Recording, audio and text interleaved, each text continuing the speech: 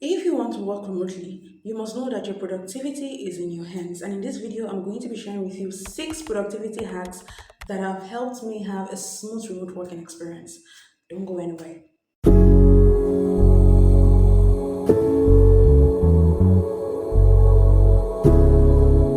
Hi, welcome back to my channel. My name is Onyeka Adedayo. I'm a full stack marketer and community builder. If you've not already subscribed, please do. Now, to the crux of the story. Productivity doesn't mean being busy. You can be busy and totally unproductive. Trust me, I know.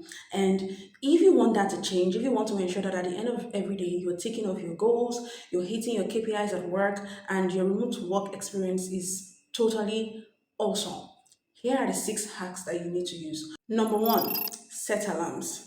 Yeah, no, you don't want to set alarms. Set the alarm. Let me tell you why. Have you ever had a meeting by 4 p.m. and then you say, oh, it's just 4 p.m. This is 3:55. I'm just going to go do something and come back 4 p.m. And it turns out that before you remember that you have a 4 p.m. meeting, it is already 5 p.m. Yeah, you get it.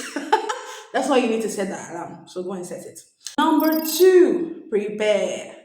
Yes, I know it's remote work. You're not going to the office. You don't have to brush, bathe, sit at a desk every single morning, but do it.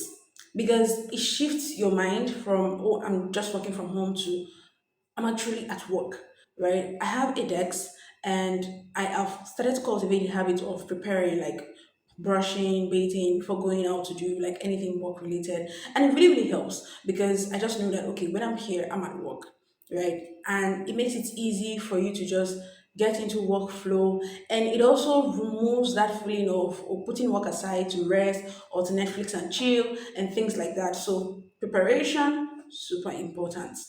Number three, do the hard things first. Personally, I think that that's one of the hacks that just make your remote work life easy. I'm the kind of person who really doesn't like to do documentation, putting reports together and things like that. But I mean, I'm a marketer. I have to do these things. I need to report to stakeholders. And I find myself doing the bulk of that documentation in the morning because this is something that I do not enjoy doing. It will take me a ton of time to do documentation than it will take me to lead a team, supervise, come up with content ideas and things like that. So I tend to do it early and it just works for me. So do the hard things first. You will spend a decent amount of time doing that, and then the rest of the time you can easily just match all of the other easy things that you have to do and get everything done. By the end of the day, you'll be going to bed with a full checklist of all your to-dos crossed. Now, number four, habit matching. This is one of the principles or ideas that we get from Atomic Habits. It is the idea of you pairing something that you do not like to do but is important for you to do with something that you already like to do. Maybe you wake up in the morning and you like to take coffee, right? And then there is something hard that you have to do, like maybe shooting a video, right? You can set your video equipment up while you're making coffee just to ensure that as you make coffee, the video equipment are there, you just go right into content creation mode. Some persons say that this works for them, and if this idea would work for you, I encourage you to go all in for it. Now, number five, block out time to sync with your team. As a remote worker, it is possible to feel like, okay, I'm left behind, or this person isn't really getting what I'm trying to say, and things like that.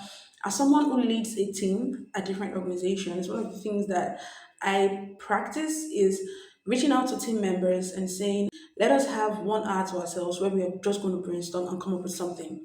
I do this and it is so helpful because not only does it get the task done, it also gets the team members to understand my process on how I think about the way that task should be executed. So if you run a team or if you're working with like other team members on a particular task, blocking out times to do stuff together can actually be a game changer for your productivity. And then finally, this is for those people who struggle with network issues. This is one of the challenges that I faced when I started working remotely. I was working remotely in an apartment that had very bad network connectivity, and I would always use that as an excuse. Oh, my network is unstable.